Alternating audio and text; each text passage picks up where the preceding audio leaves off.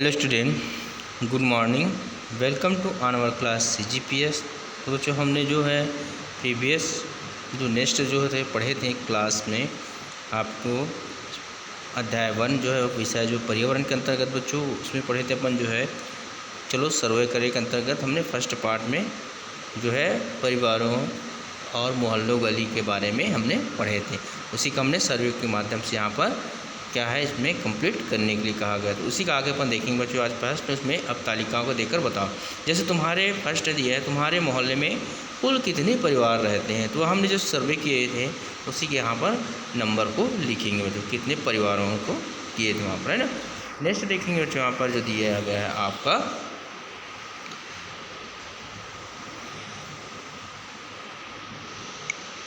ठीक है बच्चों। नेक्स्ट देखते हैं तुम्हारे मोहल्ले में कुल कितने मकान हैं, मतलब वहाँ पर जितने मकान हम देखें पूरा सर्वे किए उनका नंबर या संख्या लिखना बच्चों। नेक्स्ट में कितने मकान कच्चे और कितने मकान पक्के हैं, तो हम वहाँ पर जहाँ पर सर्वे किए थे उतने में हम यहाँ पर देखकर यहाँ पर लिखेंगे बच्चों। नेक्स्ट देखेंगे बच्चों तुम्हारे मोहल्ले में कितने परिवार हैं जो लकड़ी और छेना जलाते हैं, मतलब जो परिवार में लकड़ी और छेना का उपयोग करते हैं।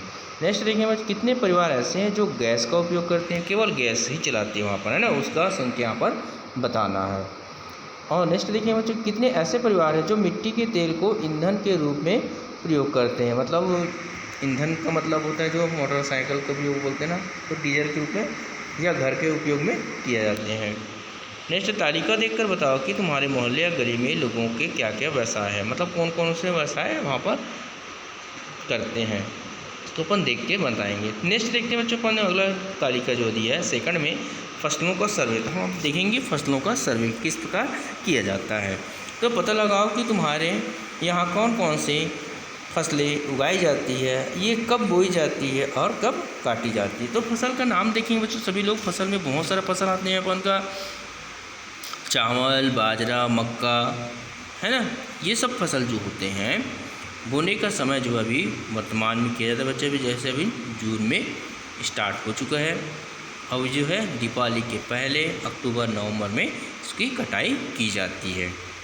तो बोने का समय आपको समझ आया बच्चों, जून जुलाई करके, और यहाँ पर काटने का अक्टूबर नवंबर। उसी प्रकार ये तीनों को वैसे लिखने बच्चों वहाँ पर। नेक्स्ट देखेंगे अपन जो है जो फसल जो होता है चना है, गेहूँ, मटर आदि, ये जो तीनों बता रहा हूँ मैं, वो जो है फसल आपको मालूम है जो अक्टूबर के बाद अक्टूबर नवंबर में उसको बोए जाते हैं, और जो है अप्रैल मार्च अप्रैल में इसको काटा जाता है बच्चों। इस प्रकार आप इसमें आसानी से लिख सकते हैं बच्चों। नेक्स्ट देखते हैं बच्चों यहाँ पर बताया गया आपका। अब इसमें जैसे कौन सी फसलें बरसात में बोई जाती है, तो बरसात में भी जो चल रहा है यहाँ पर चावल, बाजरा करके। इन फसलों से प्राप्त बीजों और पत्तियों का उपयोग क्या होता है, तो इन जो है फसलों से प्राप्त बीजों का उपयोग भोजन के रूप में एवं पत्तियों का उपयोग जानवरों के भोजन के लिए होता है।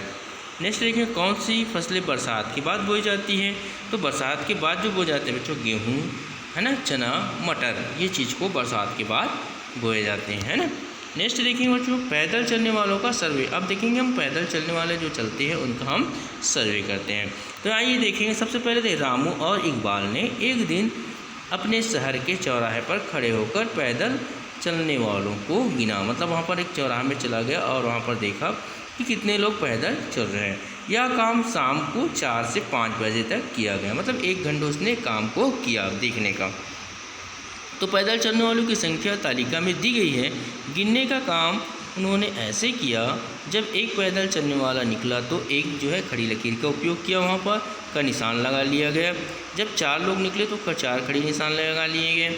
5वें पैदल चलने वाले के लिए आड़ी लकीर खींचकर बनाया गया, वैसे तो खड़ी जो है पूरी आड़ी लकीर खींचकर उसको 5 कर दिया गया। इस तरह के निशान को अपन क्या बोलते हैं, टेली कहते हैं। जैसे 13 पैदल चलने वालों के लिए टेली निशान जो है आप देखेंगे 5-5 करके और 3 अलग से खड़ी लाइन खींचा गया। तो इस प्रकार हमने उसको यहाँ पर सर्वे के माध्यम से यहाँ पर बताया गया बच्चों, ठीक है। तो चलिए नेक्स्ट देखते हैं। तालिका तीसरा में इलाका है, महिला है, पुरुष और कुल। यहाँ पर देखें घड़ी चौक से जय स्तंभ की ओर 63 महिलाएँ थीं, 135 जो थे पुरुष थे, टोटल जो था कुल मतलब 198 बच्चों। दूसरा देखें घड़ी चौक से मोती बाग चौक की ओर, यहाँ पर 52 पुरुष थे 203 और कुल हुआ 255। उसके बाद घड़ी चौक से रेलवे स्टेशन की ओर 9 महिलाएं थी और पुरुष थी वो 196, कुल हुआ 205 बच्चे, है ना। चौथे नंबर देखें, घड़ी चौक से तेरी बांधा चौराहा की ओर जाने वाले थे 60 महिलाएं थे, पुरुष थे 227 बच्चे। वहाँ पर कुल मिलाकर क्या हुआ, महिला पुरुष मिलाकर 287 हुए। नेक्स्ट देखिए बच्चों, यहाँ पर घड़ी चौक से गोल बाजार की ओर में 120 महिलाएं थीं और पुरुष जो थे 254, कुल जो हुआ 374। इस प्रकार उसने सर्वे किया गया यहाँ पर। तो अब तालिका को देखकर बताएं सबसे कम पैदल चलने वाले किस इलाके से गुजरे। सबसे कम इलाका कौन से में गुजरे बच्चों, यहाँ पर देखेंगे अपन ने कहाँ पर था सबसे कम जो है 198 जो था घड़ी चौक से जय स्तंभ की ओर। नेक्स्ट देखते हैं बच्चों हमने यहाँ पर, नेक्स्ट देखेंगे तालिका में सबसे अधिक पैदल चलने वाले किस क्षेत्र से होते हैं। तो यहाँ पर लास्ट नंबर देखिए बच्चों बताया गया यहाँ पर ये जो 374 घड़ी चौक से गोल बाजार की ओर।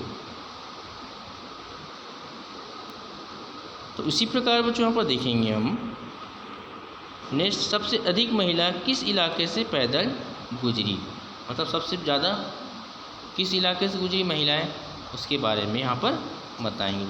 देखते हैं बच्चों यहाँ पर सबसे ज़्यादा महिलाएं कहाँ थी, वहीं घड़ी चौक से गोल बाजार की ओर चली गई, है ना। अब पैदल चलने वाले भीड़ भरे रास्तों पर सुविधापूर्वक सुरक्षित चल सके, इसके लिए तुम क्या सुझाव दोगे।